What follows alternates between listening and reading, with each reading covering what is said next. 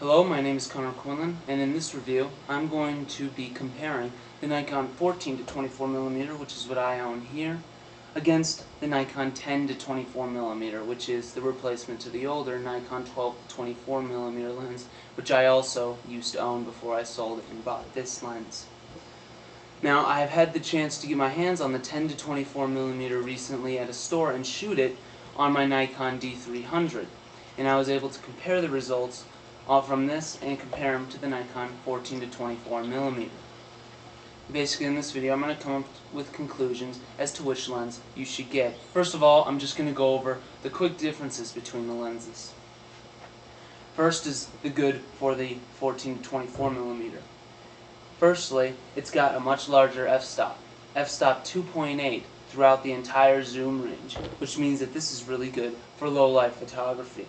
It's got an excellent build, completely solid metal on the outside for those of you who use their equipment out in harsh conditions like rain, dust, or outdoor places like that.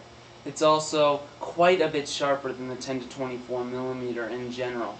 This is one of the sharpest wide-angle lenses ever in the history of lenses. It's sharper than anything Canon or any other company has come out with so far.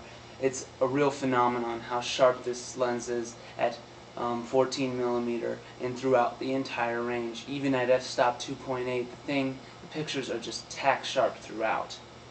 Well, to compare with the f-stop of the 10 to 24mm is f-stop 3.5 to f-stop 4.5 at the end of the range.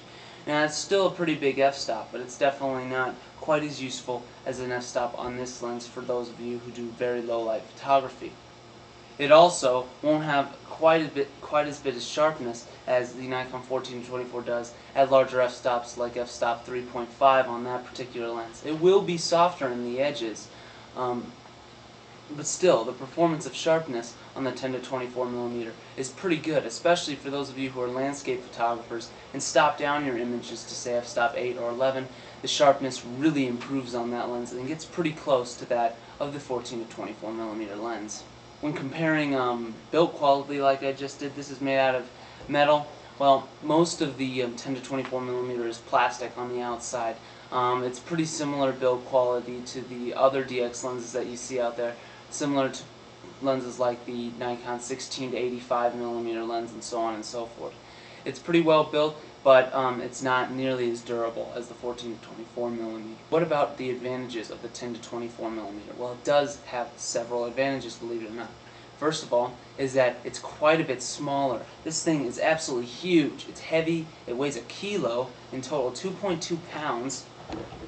It's got a massive front that can't take any filters, but the Nikon 10 to 24mm can take all those. It can take 77mm filters, which is great.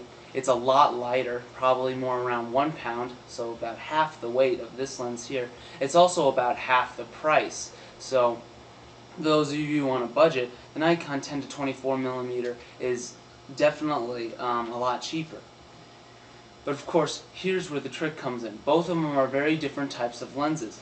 This particular lens is for FX users, full-frame camera users like the Nikon D700 or Nikon film cameras, whereas the Nikon 10 to 24mm is a DX camera, meant to go on cameras and only cameras like the Nikon D300 or Nikon D40 and throughout all those different types of DX cameras.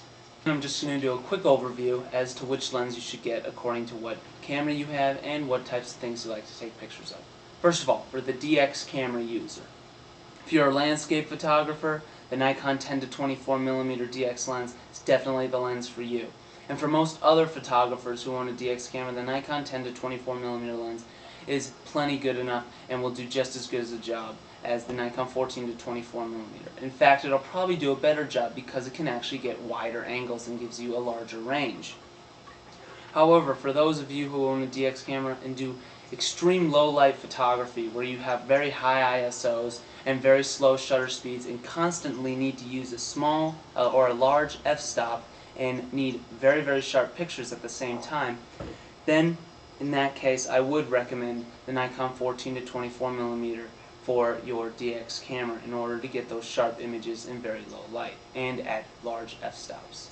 in which the Nikon 10 to 24 millimeters optics are not quite as capable as the Nikon 14 to 24 millimeter to do.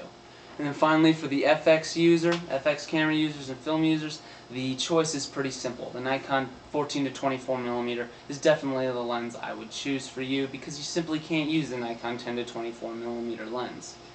Now, for those of you who are FX users, this is probably not the review for you, considering it's pretty obvious which lens you are going to get.